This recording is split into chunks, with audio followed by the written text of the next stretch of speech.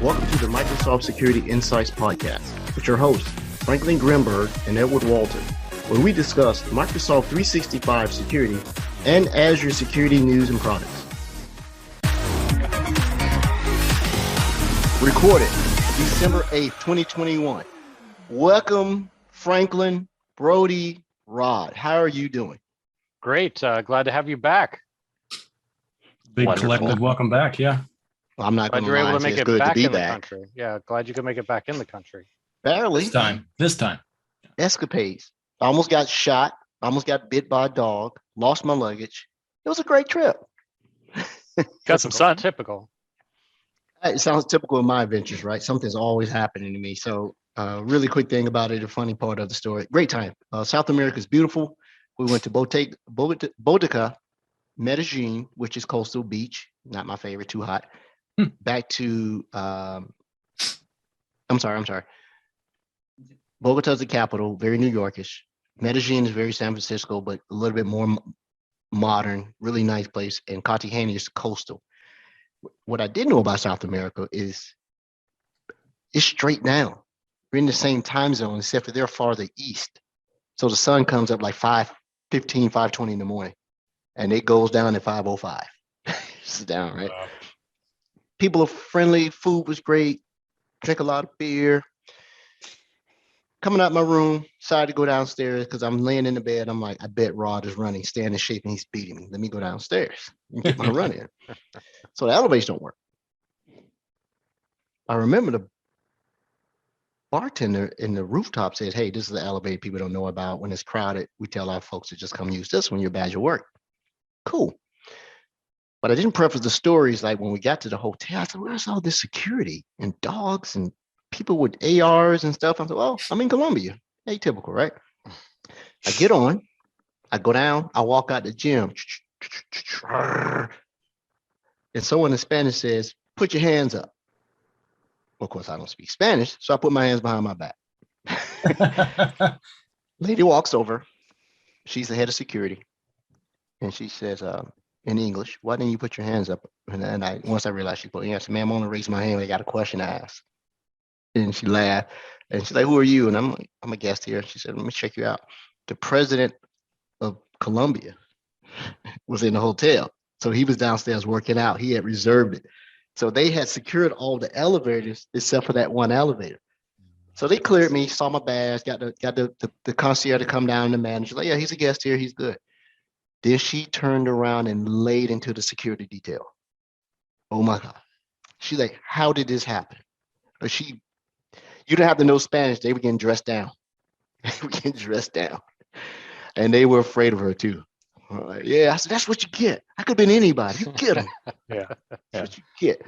Hey, Future guest. I'd like to introduce our guest. Well, I got three things I want to cover real fast Oh, I bet that you are do. important. I bet Yeah, one of them has Kristen, to you're do gonna have with to it. wait, I You're guess. gonna have to wait. Sorry about You're gonna that. you're gonna have to wait. The first one is the SC200 rules to the game here. Mhm. What is it? Who gets it first? Who gets the highest score? Or is there a No. timeline you have to take it by for the Brody versus Edward SC200 exam cert?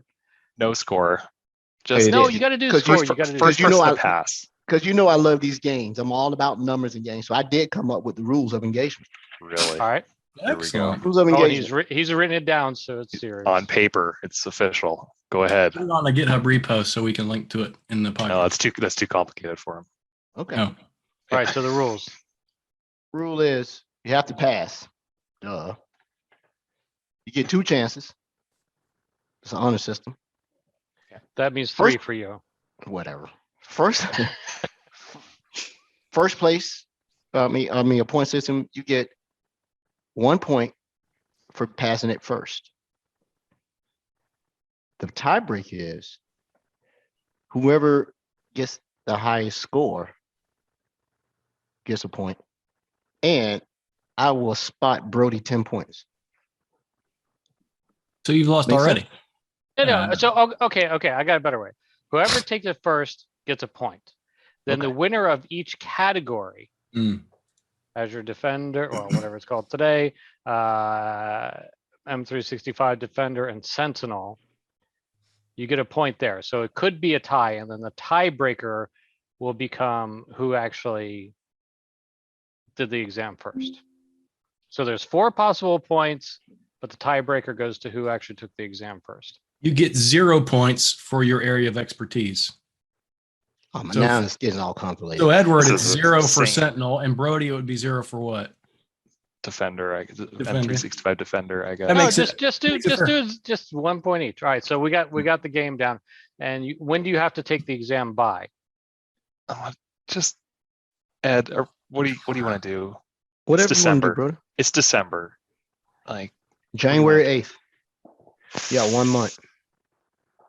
1 month. There you go. that is exactly before the ski trip. Okay.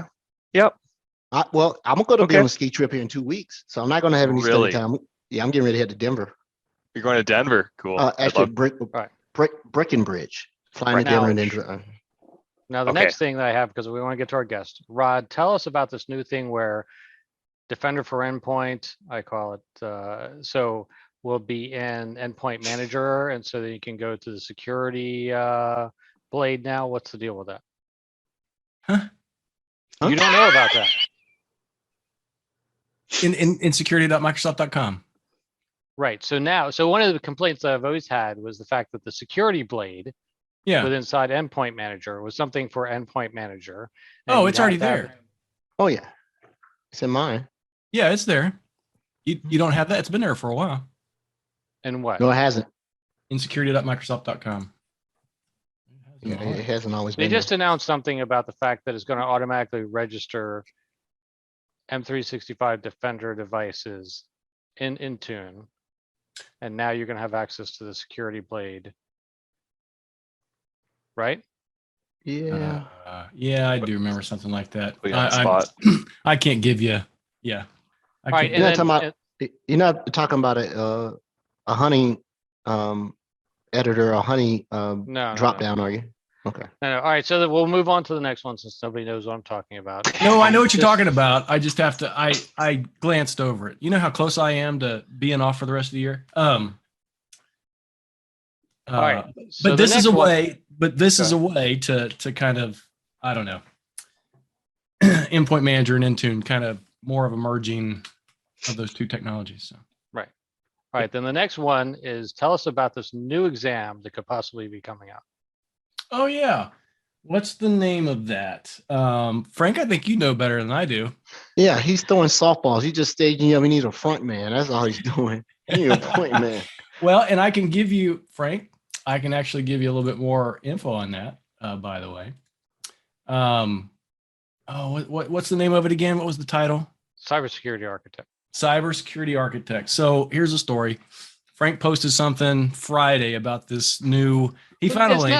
It's not important what I did. Just explain to them what. Okay. All right. So there is potentially a new certification coming for cybersecurity architect. It's in current review stages. There's a survey out there that folks can go and participate in.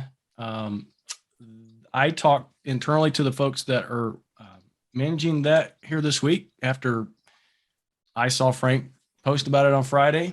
So I started doing a little bit of digging into it. My team, so we're going to actually be involved in part of that if it gets approved. And there's a good chance because there's actually a whole lot of excitement about that potential certification. So my guess is we'll hear a lot about that come January. So what the I actually process went through the is- survey because it's not short. No, it's not. So yeah, so what they do is they do something called a job task analysis where they sit a lot of subject matter experts down and they create something that's called what you end up seeing as the skills measured when you go take an exam.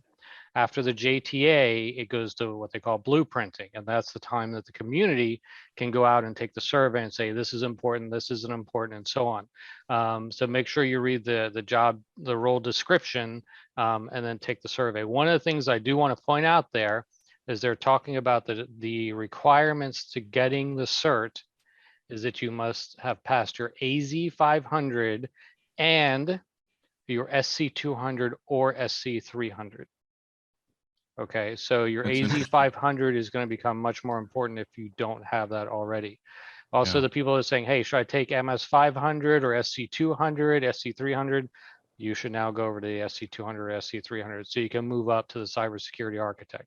So, and also the AZ500 becomes much more important now. So I just wanted to point that out about the cert requirements. It will most likely, after blueprinting, be put out there if they move forward with the cert. So there's no grandfather in, meaning back in the day, if you had a certain amount of certs, you didn't have to take that cert. Cisco was notorious for that. If you had all these, so those are requirements. You have to have those to be able to sit the exam. So you can go sit the exam and you'll pass the exam. You just won't get the cybersecurity architect certification. Okay. You could go sit that exam and then go do your AZ500 if you want. That doesn't matter. Well, So- Brody's halfway there, and so am I, and you guys are fully there because he's already passed the Brody- 300. Brody hasn't 400. passed anything. He's only passed the 400. Oh, I thought he passed 300. I don't know. I could do the 3 though. Yeah, I could do it.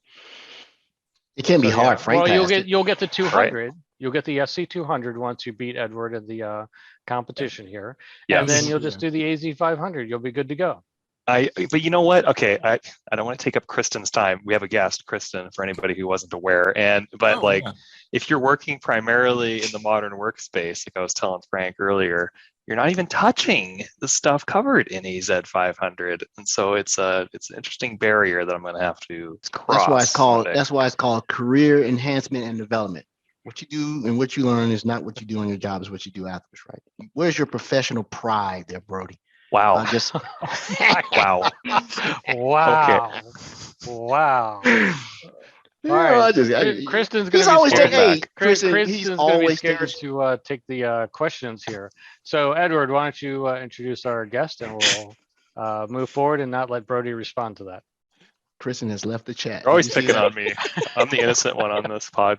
No, you're not the innocent one. He's always picking on me. Hey You know, Brody, so- when did you send that letter out to Edward? Today. I sent it today. Edward's going to send me back a Trojan horse laden laptop, I'm sure. He's going to embed some firmware vulnerability to break into my Fire. network. All right, Are we let's go going to to Kristen. are we going to add a point depending on who's gets to who first?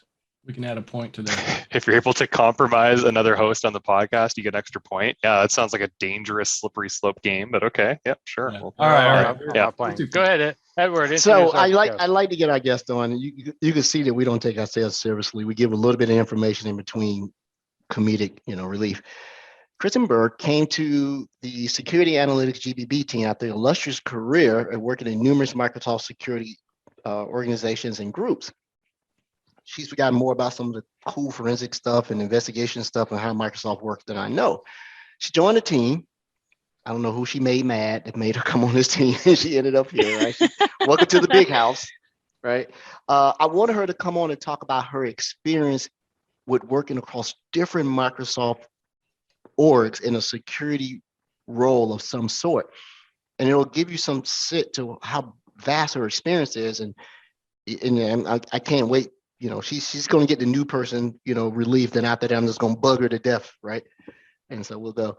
So, Kristen, please come on, introduce yourself. I know I did a piss poor job. And No, that was and talk- amazing. Oh, okay. Well, cool. I get a point. You There you do. go. You see a point. You already have a point. there's no rules to this game. There's no rules.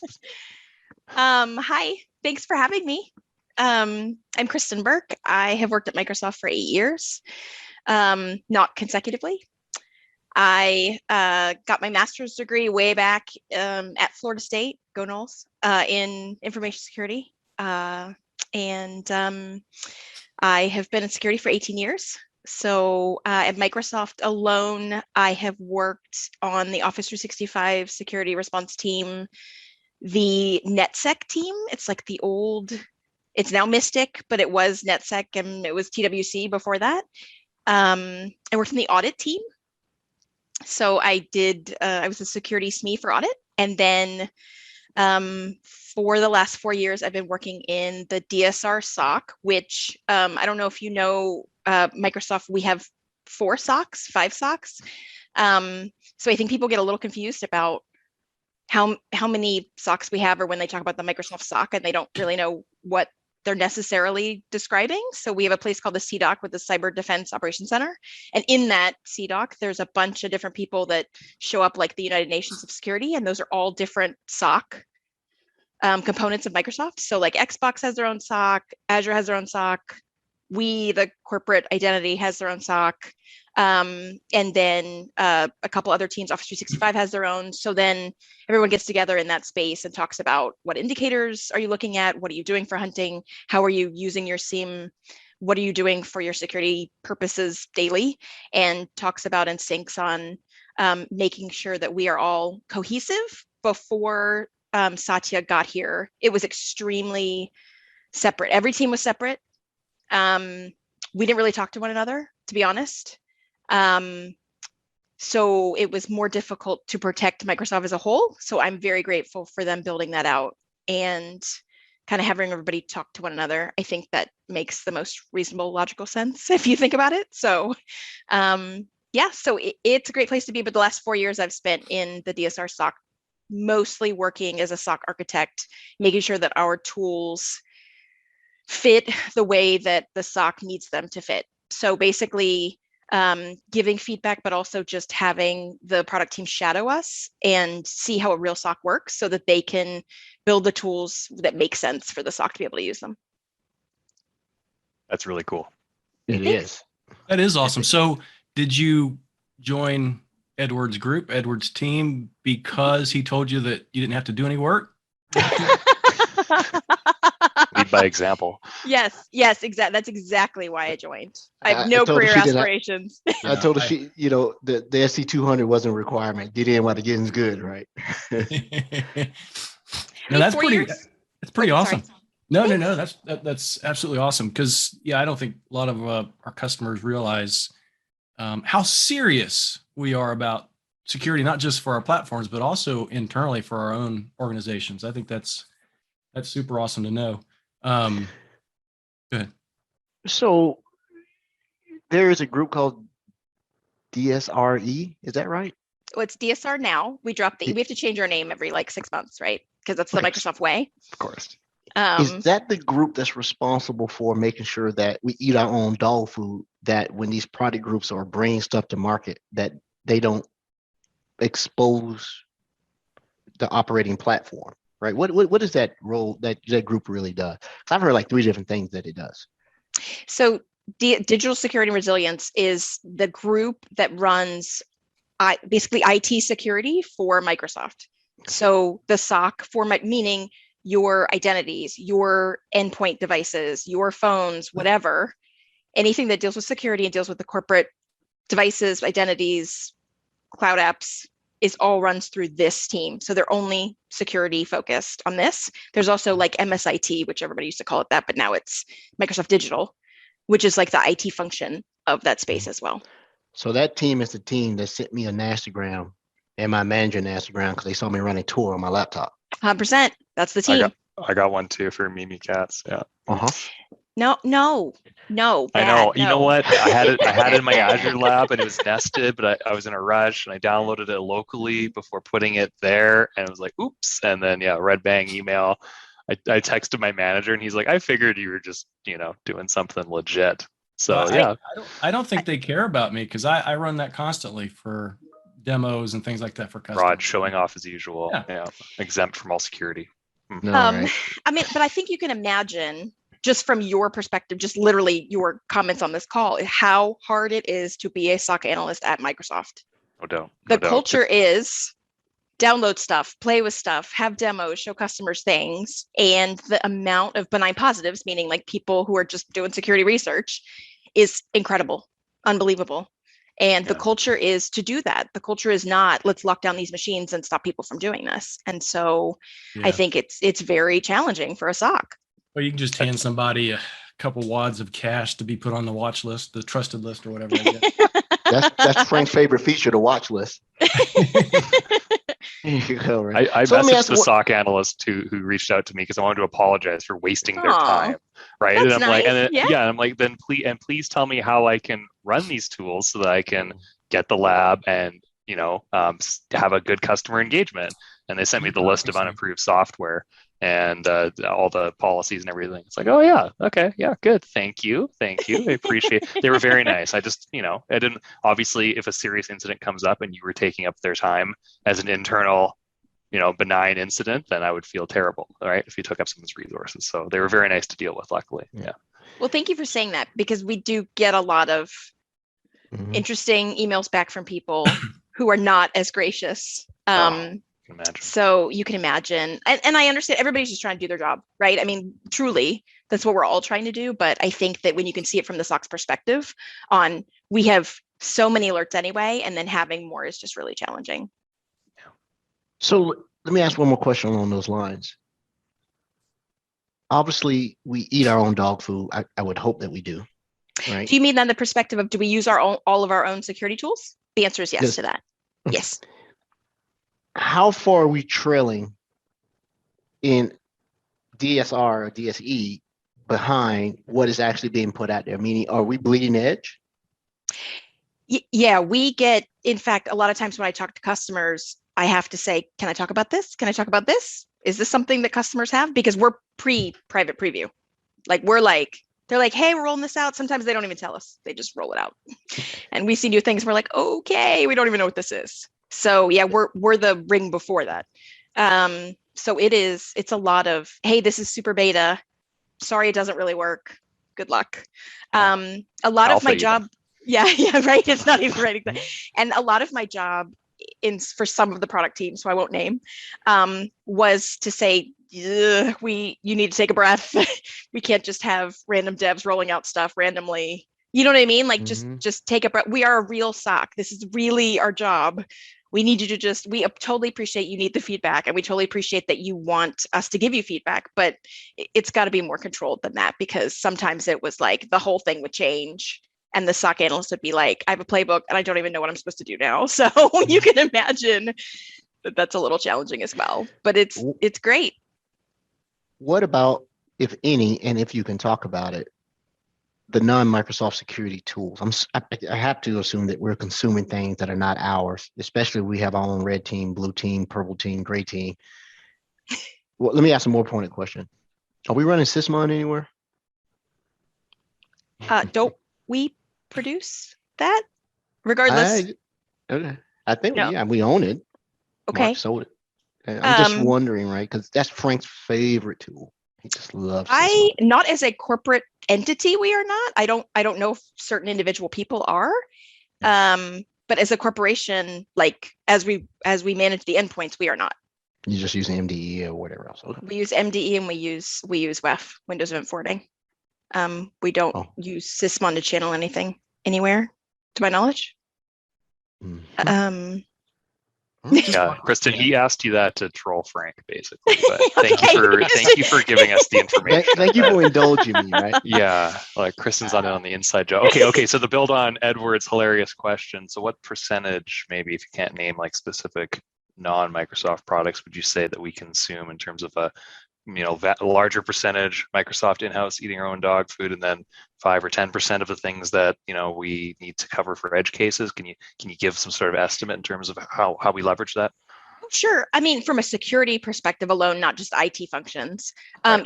it's 90% our tools, if not more. We were on ArcSight. I think everybody knows this. We were on ArcSight up until this past July, and then we moved to Sentinel. I mean, I think our goal is really to use first party meaning Microsoft, if we can. Like, that's what our goal is. And then if we don't make something, which we didn't before Sentinel, we didn't make a SIM, right? So we were using ArcSight. We don't currently make case management. We're using a different product for that. We use ServiceNow. I don't think this is surprising, to be honest, to anyone. So these are the tools we just fill in, and then if ever we build case management, then we will move to use that. So I think we always try to use our tools, and if we can, and we try to give really pointed feedback on what we need from our tools and how we need them to work for us. So to pin on two things that you said, where you worked and ArcSight, and you worked at CDOC a little bit. Did you encounter Ren there? Is that where you and Ren met? Ren U? I believe, met because he started in 2012 and he was doing Xbox stuff. I think we met sometime between my first stint at Microsoft. I left and came back. And I think it was just the security community. Like we would go to training, everyone together, and I would meet him there. But I don't think Rin was in the CDOC when everyone was in the CDOC and everybody was in there for like the United Nations of, chatting with each other and having the morning meetings. I don't remember him from that. And I feel like I would have because he's Rin. Yeah, I mean, you, especially if you see him now. Yes. So I don't know. Rin is a Santa. He plays Santa in Idaho, and he is bleaching his beard. He looks amazing. Yeah. But you can't miss him. You can't miss. And he's a bear of a man. Yes. Yeah, if he grabs you, you're done. Right? he's very kind though. I don't think he'll grab you. If he grab you, yeah. Like a bear, you'll get mauled, right? You'll just get mauled. So, what is exciting to continue to do what you're doing for two things?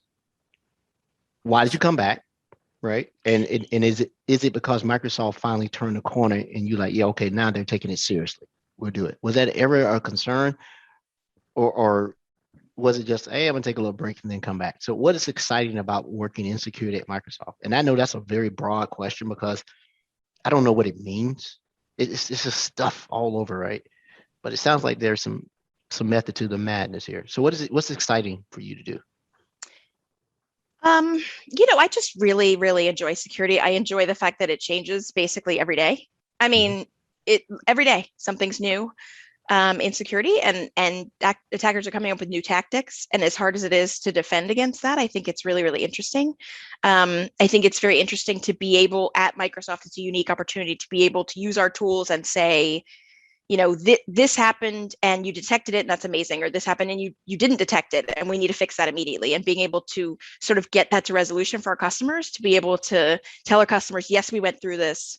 We pushed the product team to solve this problem. They did, and here it is. Just sort of having that empathy with the customer, I think is really great. So I think that's very unique to Microsoft. When I left, I worked at a healthcare company in the SOC again, and it was great. But I felt like a lot of times we would have some challenges with the products, and perhaps we didn't have a large enough voice, or maybe enough customers didn't have that same problem, that we couldn't push them to a resolution. And so I feel like we have a much larger voice as the internal Microsoft customer to be able to do that. Yeah. And so, I want to ask you what you do, because I know what we do. We do the same roles. We just have overlapping in different skill sets. So what is the challenge now, to stay relevant? Because it's just so much stuff that we're responsible for. So I want to steal a tip out your brain. How do you stay relevant? And I'd like to know what you do too, because I don't know. Thanks, Edward. And I don't think our listeners do either. So, no. Yeah. Chris, can you please tell us what Edward, you do? would you like to describe our role? Because I'm only a month in. No, Do I even know we've heard what enough of Edward. Kristen, please, you tell us about the role, and then we'll let Edward, do his thing after. And then, thank you. A lot of it is focused on customers, but it's really about like it's supposed to be. We'll see the hardest problems the customer has with certain security tools, like solutioning something. Like I have a problem with my DLP solution or my DLP story, and how do you describe for me how all of our tools would work together to make this work for me, is my understanding. Of course, it's also the incubation, which is basically taking a look at some of the products that are coming out now, which is a lot of what I did in my previous job as well, and say, does this work? Does this not work? How would you even position this to customers? Do they even want this? And I think now from a SOC perspective, I go into these meetings and I'm like, this doesn't necessarily make sense, or this doesn't fix the problem, because it's that perspective that I come from. Like an analyst would have to use this. How would an analyst use this? How would it fit in to the entire process that they're trying to do? For instance, we have tools where I feel like we're always making more alerts. We're like, oh, this tool has alerts. This tool has alerts for this. This tool has alerts. Every tool has alerts. And I'm like, great, but like, can you guys think about, are we just adding volume? Like add, when you produce alerts in your mind, you need to think about, okay, well, I need to at least think about what the playbook would be. If you're producing alerts and I can't do anything about them, that's not helpful. So I think Mhm. just that understanding of like thinking about it from a perspective of someone who actually has to do something with these, and instead of just focusing on producing volume of alerts. So I think that's just how I share my opinion. I have no shortage of them. So you're really embedded with not only the pre-sales process in a way, but you're also on the product team. You're helping advise the product team on what makes sense based on your experiences. That's a really cool role you've carved out for yourself. Yeah. And is that how you stay, to help Edward with his original question, which I cut off, is that how you stay relevant? You can lean on those experiences and help drive success and new products and new possibilities for customers? I hope so. We'll see. Okay. Yeah. Okay. Oh, 2 months. 2 months. I got your LinkedIn on the left here. 2 months. Yeah, sure. Okay. So that's cool. Yeah. But I'm learning a lot of this, like the other side, like I haven't been able to work that I talk to customers, but working with customers and really seeing they have some of the same issues that we do, or they have some of the same, setup that didn't necessarily work for them. And I think there was one the other day where they were having trouble doing something that we had already done, like we internally had already done. And so I could just help them. I could just say, we've done it. This is the way we did it with our own tools. And I think it really helps them to see that we do have empathy. We do have challenges, and our tools are really, really great for a lot of security alerts that we need to see and security tasks we need to do. But every tool has, I'm challenged by this and just trying to figure it out. So Yeah, outside of gave the a- Microsoft, go ahead. she gave a great breakdown, but I think, make no doubt, our role is a sales role, right? We're pre-sales, the entire motion, right? I don't know if that's a fair moniker being a GBB, but they assume that we have the answer. And I'm like, Yes, they do. I don't know, right? And then you have to have some ego too. A lot of these GBBs walking around with their chests all out, right? But not humble Ed, very humble. So, but no, it's a good role. It has its good and bad days. Most of the bad days associated, not with me. The product is going to be the product. I won't ever. The technology is technology. The bad days are customer facing, right? Unrealistic expectations. I'm dealing with one right now. We'll talk about it later. So I got a question for you. Out of certifications outside of Microsoft, which GX certification do you feel is most beneficial to you? Well, hold up. Your Honor, he's leading the witness. Why did you put GIAC in there? Every question he asked, he's leading the witness. That's What? Frank's MO. Every time. So which GX certification do you think is most beneficial for you? Let me tell you which ones I have. Okay. And I for a very long time did computer forensics, and I worked at MITRE, which is funny because Cool. like no one knew who MITRE. I swear to you, I would tell people MITRE 10 years ago, 12 years ago, and they'd be like, I don't know who that is. Like, I believe honestly, you. I believe right? you. Yeah. Everybody's like, and I'm like, they're an FFRDC, and everyone's like, I don't know what that is, and I don't understand, and just stop, Anyway, I worked at MITRE as a contractor for the government and did computer forensics. And so I got my GCFA. And then as I moved more into the SOC work, I got the GNFA. I do think that both of those are completely relevant, and I find them, and I keep just renewing them. I'm the person that like orders the books and takes the test again. I'm that person. I'm not the person that does the CPEs. I literally just take the test again and again because it's the best way. It's I honestly, I know I'm insane, but it is literally the best way to get the most out of your money, because you are getting all the new books, you are getting all the new information. If you are willing to put in the time, you will learn all of that again. You get an amazing refresher, and you take the test again, and the test is the motivating factor to get it done. So that's what I do. And I think specifically the GNFA is really, really incredibly relevant. Like, I think that is just a fantastic class. That's my favorite. I think it is technical. It is interesting. It's just relevant to any kind of attack that you're seeing these days. You can apply that knowledge to attack methodology. I think it's fantastic. Right. Does that correspond to the 508? No, that's a different one than 508. 508's the thing is the endpoint forensics versus But the network GCFA, forensics. right? I think that's Yeah. the one I take both of those. The 508 is the FOR 508, and then there's a GCFE, which is the 408, right? It's sorry, I have the certifications, but not the names. of Yeah, them. I can't remember the Let's go to the book. So yeah, the networking versus the endpoint side. So Yep. I was wondering, if you would recommend the networking versus the endpoint side for people that are, let's say, M365 Defender versus Sentinel versus,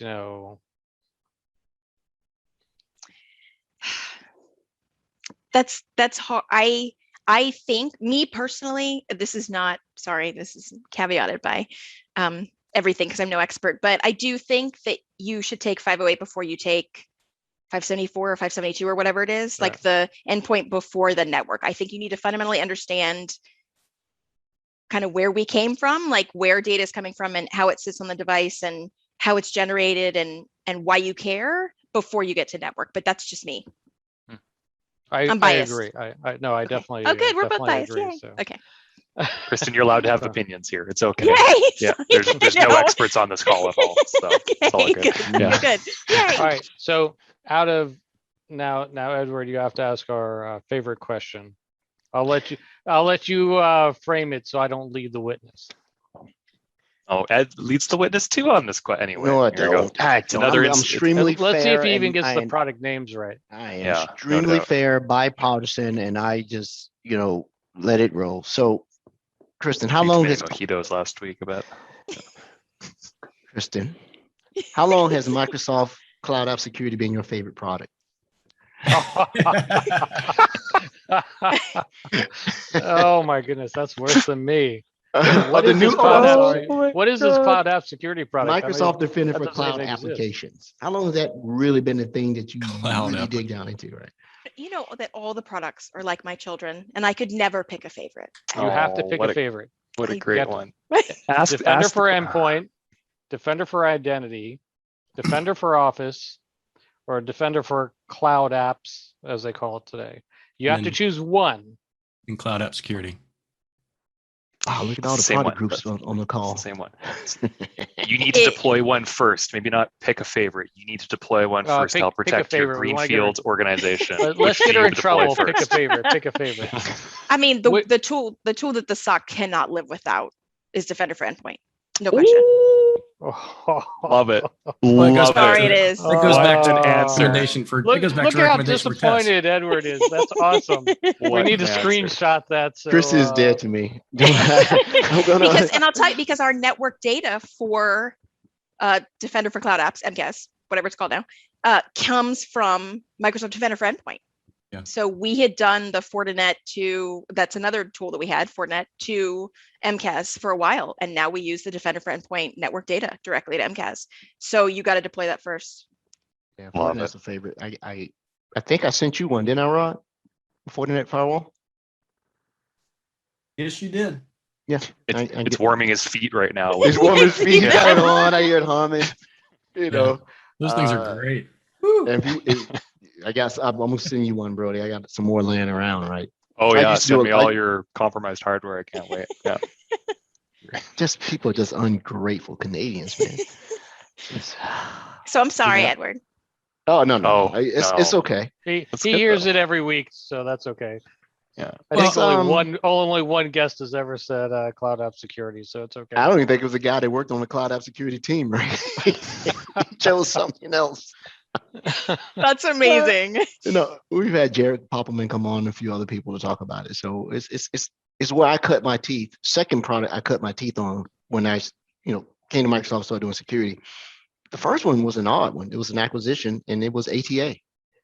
So I knew about ATA. Then I started playing with that. I'm Defender for Endpoint to me is like one of those things that I feel like I'm so far behind. It's just you'll never catch up, right? So someone said go, I wasn't paying attention, and it doesn't seem like I can ever skill up because If you take forensics for 508, your GCFA, you will completely get Defender for Endpoint from there. So Little known that's fact. what you have to do. MITRE used to be one of my accounts. They're actually two Wow. different entities. We got the one that produces the framework, which is sort of not for profit, nonprofit, the organizational one. Then they have a back office that runs. So that's two different orgs. I don't cover federal anymore, but they were interesting to work with. I had them for a year. Very nice, right? They were hiring out big time. And the only thing I had a problem with it was is that maybe you can confirm this. One side was running AWS and one side was on Azure. I couldn't really figure out who was doing what. So which side would you guys run? The AWS side? No, I worked there. I worked there in like 2004. Oh, So okay. neither. Oh. Yeah, When yeah. none of that existed. Yeah. So those are the two clouds. I can't remember which side, but they are two orgs, right? They're not mutually inclusive to each Mhm. other, right? True. And two So- different staffs and everything. What feature out of any of the products that's known out there, new feature, was the most exciting feature for you? That's my And which question. product? It doesn't matter even the even product. had his hand up. It doesn't I Um, knew what he was going to say. I just wanted to steal. I it was from actually him. going to ask a different question, but okay, you want to steal my last one? Fine, Frank. That's why I have a good follow up. Yeah, what's a new feature that you think any SOC could or should be taking full advantage of, given your experience? Or maybe an existing one. That's fine. It doesn't have to be brand And new. don't say watch list. No, I won't. I promise. It'll be something in Defender for Endpoint. I'm just trying to think about. I mean, I think that when, and it's not new. Well, it's not. I mean, I guess new is relative.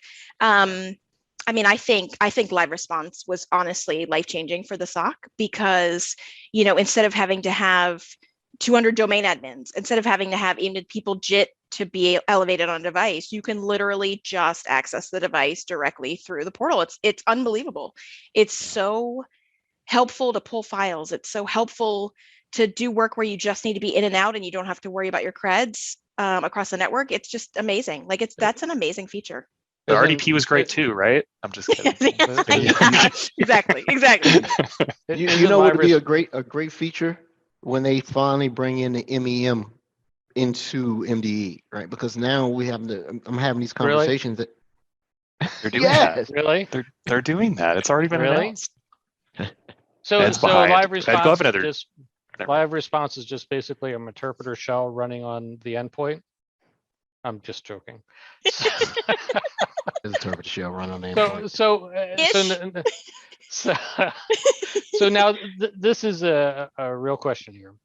When you take a look at GCFA and you look at doing forensics on an endpoint, hitting all of the things that you can with, I forget the name of the tool now, to actually connect to it over the network, access to the drives, doing other things for memory analysis or whatever. I mean, how much of that are you going to be able to do in live response in the future so you don't have to worry about that? Is that something that you see that people don't need to do today from forensicating the endpoint? Where do you see that's at? Because one of the things that I see is that people say, hey, I've got MDE on here. I'm great. I can do live response. I'm like, all right, but if a real incident happens, how are you going to really do forensics on that machine? And they don't think about tier 3, as you would say, forensics on the endpoints. So I have a strong opinion that no one's gonna like. Please. Of course I did forensics for years, and I did Right. forensics for like going to court, and I did Okay. forensics for not going to court. I personally feel like there's a place for MDE, which is not a forensic tool, and they'll tell you it's not a forensic tool. It's a tool for investigations into compromises, network investigations. If you're not going to use that data for going to prosecute or use it in a law case, then I don't see a purpose in having something like F-response and using NK, or OpenText or whatever it's called now. It used to be called NCase. I worked there too. And doing forensically sound collections of memory and a forensically sound collection of the device, that to me feels like overkill when you just need to get that targeted response and you need to collect data, but it is not something that needs to be like forensically sound to be able to go to court. Okay, So you don't think root cause analysis, and I mean, I understand, hey, somebody's been in the environment for 3 months, they could be on 100 machines, but we're just going to take a look at 5 machines. Hey, where are you at with that? I mean, you don't. No, I think you're confusing taking an image of something Right. and saving the data as an image, and you need the whole MFT and you need every single file on the device, versus I can do targeted response Okay. on 100 devices. We can still get to root cause. I don't need 100 images. That's not something Okay. I need. That's not something I need to get to root cause. But do It you just feel isn't. do you feel that live response gives you everything you need to do that? Well, no, And not live. and I mean, in the investigation package that comes through MDE. well, no, it's also the timeline. It's also MDE collecting data from the back end. It's also advanced hunting. It's all the Okay. features of MDE. It is not just live response. It's not just investigation package collection. It's also us building our own scripts and running them through live response. So there's a lot of Okay. different features that you use. It's not just that feature. Okay. So you don't feel a need for sysmon on the machines. Kristen, I work with a lot of customers who are E5 subscribers, but they're only using MDE or just MDI or something, and it's tough. It's not often intentionally, I guess, because I'm a consultant, that they're not consuming every aspect of like the Defender package, for instance, and that integration. So yeah, it's a bit of a Microsoft softball question, but I just want to get your thoughts on it. Being someone who's worked in the SOC and has that experience, how important is it that all of those different elements work together natively in terms of investigating and managing incidents and whatnot, in the SOC today? It's a really, really big deal, and it's a very much a benefit. We've been in the M365D portal, having those events put together, having the incidents put together for us. And it's been incredibly helpful for us. I think mostly it's been helpful on a lot of the alerts that may have a lot of benign positives. Like I said, a lot of security researchers, and even some events that have, false positives, just as some suspicious PowerShell is running on a device, but it's not really something suspicious within our environment. Having those other events like MDI, Office 365, having those put together with the alerts to be able to say, hey, this is not just one alert that happened. This is 5 other things that happened on, 5 other devices, and having them correlated has been incredibly helpful for us. That it just changes the story of, hey, I'm not going to onboard maybe this alert, but I'm going to board this incident if I see all of these things happen at the same time. It just increases the fidelity of the alert itself and helps give you a better overall story of what's happening on the device and devices. Nice, thank you. That's good to hear. Yes. I'm super grateful for it, because I know the 5 portals or whatever were frustrating to everybody. So having one portal and having everything correlated together is, I think, a great move for everybody. Yeah, well, I think everybody out there wants to use the best that's out there, right? And that's important. But having everything natively integrated reduces the technical debt and helps get to the point, right? Without having to muck around, for lack of a better phrase. So it's great to hear that from you, and it sounds like the SOC teams you work with agree, right? Yes. That's the feedback you've heard. Yeah, sweet, cool, thank you. Cool. I learned a lot. I knew that your background was vast. I didn't know anything about MITRE. I'm sorry about Florida State. Hey, hey, we only. I'm sorry you, about Florida State too, but if we didn't tease you, we wouldn't like you, right? Because everybody be on the call just looking at you. So nobody's doing that, right? Oh man, is there any parting words of wisdom, security advice that you could tell our listeners, supporters, peers? Say, hey, this is what's coming. What's the threat landscape out there now? This is what a customer say. What's the current threat landscape we should be most worried about? I mean, so for both of those questions, one is, I mean, I know that everybody's super concerned with ransomware. Like, I know ransomware is the top of mind for everybody. It can't not be. It's something that everybody's concerned about every single day. So I think in a lot of ways, the product teams have really stepped up, and they have really started focusing on that. They're releasing alerts for that, for a lot of different methods, not only just ransomware itself, but like methodology that ransomware takes, even Cloud App Security has done a lot of the, hey, this looks like ransomware behavior, transferring things off your OneDrive, that kind of thing. So I think it's really great that the teams have really stepped up and done that. But I think it's always going to be something where your security team has to be reading, watching, like ear to the ground, making sure that you are doing all the things you need to do, absolutely focused on phishing, like making sure that you're looking at your user reported phish and making sure that you're taking that seriously and purging those if you need to. If you know, I mean, there's just a lot of things that I think that there are a lot of vectors and tactics that we have to focus on, but it's great that the product teams are doing that as well for us. So I think combining both of those is really, really helpful. And that's pretty much what the SOC is focusing on now. Cause I mean, that's ransomware is incredibly difficult, not only from the DLP, the day leaving your network perspective, but also just if you don't have backups or you don't have a way to resolve it, it's incredibly difficult. Yeah, and it works. Agreed. That's why people keep doing Yep. it. Yeah. It works. Yeah. The double, now almost triple extortion that companies are going through. Yeah. I mean, it's happening Yeah, daily. And then it happens sometimes. You may have two, negative or nefarious actors in the same environment. You pay one, and then you realize somebody else is in there too, right? Yeah. You got to pay again. And plus, you can never trust the environment. If you pay the ransom, you can't trust that environment. You might always blast it to atoms and start over, right? Because if the person was skilled enough, perhaps to be in there, or you skilled enough, or the people that you brought in to help you skilled enough to expunge these people out of your network, right? How would you know? Yeah. But Kristen, man, hey, Ed, before we go, if you don't mind, so what somebody in our chat asked a great question, and maybe it's one of our last questions before we got to go. I know you have another call coming up here. So somebody asked what your career path was to get you where you are now at Microsoft, and just thinking about the impact that you're having, being able to help prevent these types of attacks moving forward.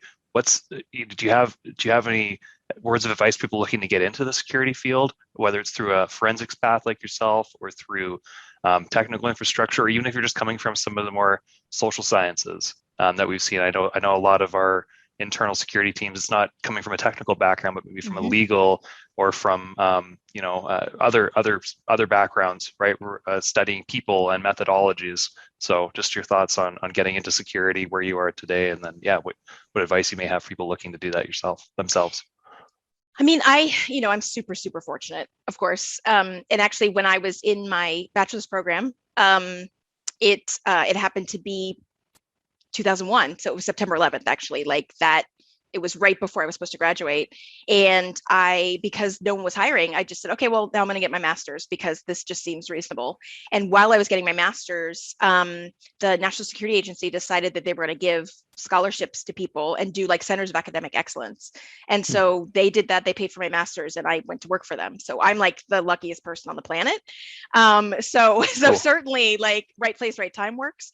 But also I think that there's a lot of, as much as we talk about SANS and we're talking about, the JIAC certifications, there's a lot of cheaper training out there that's incredibly helpful. In fact, on Black Friday, it was like amazing. I mean, some of like Pentester Academy was super cheap. Like a lot of the trainings were super cheap, which is incredible. So I think that, in a lot of ways, I think trying to find those, going through some of our Ninja training that we provide for people that's free.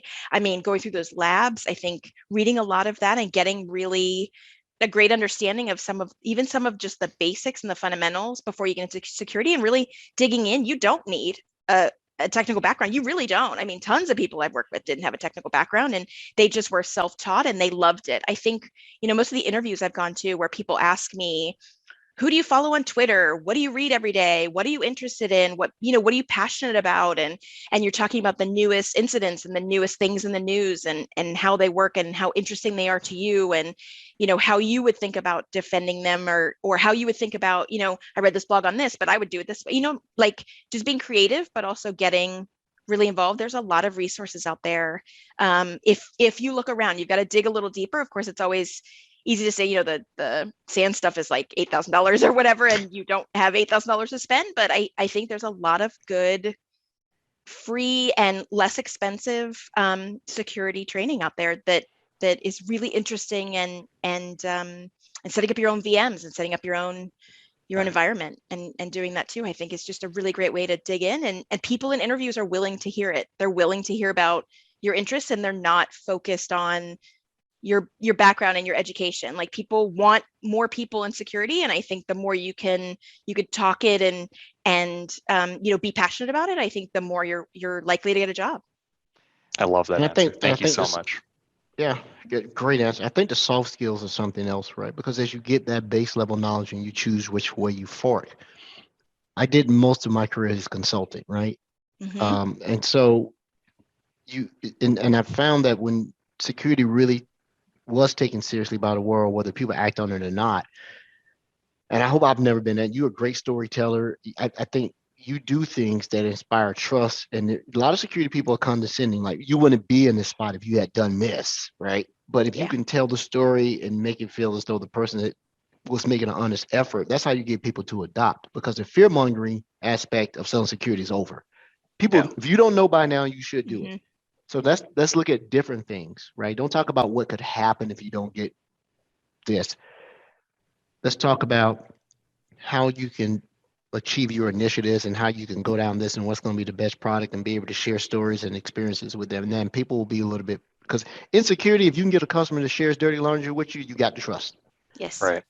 Right. You got And the you trust. show that empathy to build that Mhm. trust, like you're bringing up earlier, Kristen. Yeah, you both hit the nail on the head there. That's Yeah. that's what it's all We about. all have dirty laundry. So Oh, yeah, there you go. they're Except not for alone. Franklin. Except for Franklin. Yeah, I do laundry tonight actually. All these Yeah, I toxic gotta get it. socks.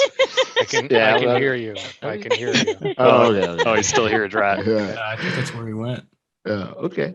Oh, Well, and just on the ninja training, super quick, Rod's got a blog post where he's consolidated all of the ninja trainings for anybody who's wondering out there, Awesome. which is great. Some of the stuff I was going to go over in December, but now I'm going to cram for the 200 to beat Ed. But yeah, we can put that in the show notes. Rod's blog post about all the. It's a common short link now, so it's just aka.ms/ninja training. So yeah, I'm glad you did. Perfect. I can scratch that off my list because I consolidate them all. It was just a hodgepodge. Whenever I do a POC, I send it to them. Say, hey, do some homework. They'll let me know how serious you are about doing this POC, right? But the blog post, I've read. If you have not read Rod Trent's blog post, that should be one of you. The answer to your question. Well, who do you read? Prolific writer, very relevant stuff, easy to read. Because some people are so smart. I say I can't read. Let me tell you how much I like his stuff. I'm actually printing out his Learn KQL and using up all the ink in my house. Love it. that was not the I like- intent. That was not the intent. I like paper as I go through them, and I just haphazardly hit print, and next thing you know, toner low. Weird. I bet your We- printer is We put that is not up print to date button either. as far away as possible to get people to stop doing that. So that's an effort on your part. It is. You were saying something, Brody? I was going to say, I bet your printers are vulnerable for exploit. Load up Defender for endpoint and turn on the discovery. Send your and, see what printers, that'll- Brody. So what little HP is doing in the back there. Not in this network, sir. Thank you, No. Kristen, for coming. Krista, it's It was pretty wonderful. Yeah, that's awesome. I think I would absolutely love to have you back because I would like to hear eventually a day in the life of Kristen working through some of those SOC scenarios and stuff like that. Because I work with customers quite a bit from cybersecurity perspective, and that is always their question. I love the product. I love the features. How do I put it into Yes. action within my daily task list or whatever? So maybe think about that. I know we're And coming up I'll on add a the- little bit flavor to it. Exactly what Rod said, but I'm dealing with a customer right now that is so fixated on how many 0 days Microsoft products have. Oh, And I got to have the conversation. I don't know why they asked me, and they've talked to all these individuals. I'm like, I'm not going to come in and say why we've been attacked. It is just this is the new landscape. You know, I'm not going to Well- attack this entity. They have nothing. All data is of value, but go after this, right? So I would love to hear your take on if you have a perspective on how Microsoft addresses 0 days. Because I don't want to use the word prevent. You can't prevent it. No. Right? there's a great Unless book it's- on this. It's called "Tell Me How the World Ends." Oh, this is yeah. how they tell me how the world ends. Oh, I forget the author's name. Shoot, there's she's a New movie, York too. Times. Sorry. She's New York Times. Yeah, it's an amazing read and goes over the whole market of 0 days. And yeah, Microsoft's just in everybody's everywhere. So of course it's going to be heavily targeted for that type of research. Millions of dollars per 0 day, and at times 7 or 8 are strung together for these incidents that you hear about, these major political incidents. So yeah, and of it's course, Mark Rusinovich has his book, which starts out with kind of like a nude scene. So there's What? that. Mark is crazy. You haven't read that Right. book? It's 6:01. Let's be Yeah, we got respectful it. of Oh, yeah. Kristen's time. Kristen, thank you so much. Thank Thanks, you. Thank you Kristen. guys so much. I appreciate it. You're always welcome to come back. Thank Please you come very back. We'd much. love to I'm in have the you. Thank DC you. area too, so once all this clears up, we'll go have some lunch. That'd be great. No, you won't. No, you won't. Thanks. Because I was up there and he didn't come meet me. His wife will eat lunch with you. That's about it. Oh, yeah. Yay. All right. Thank you guys so much. I appreciate it. Thank Have a you. great Yeah, night. thank you. Thank you. Bye.